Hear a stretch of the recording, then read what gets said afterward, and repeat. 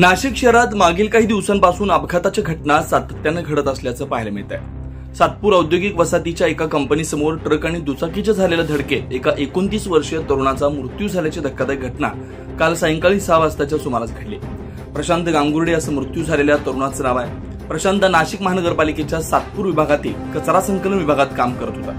सायंकाळी 7 वाजताच्या सुमारास सातपूर औद्योगिक वसाहतीच्या पॉस कंपनीजवळ त्याच्या दुचाकीला एका ट्रकनं धडक दिली।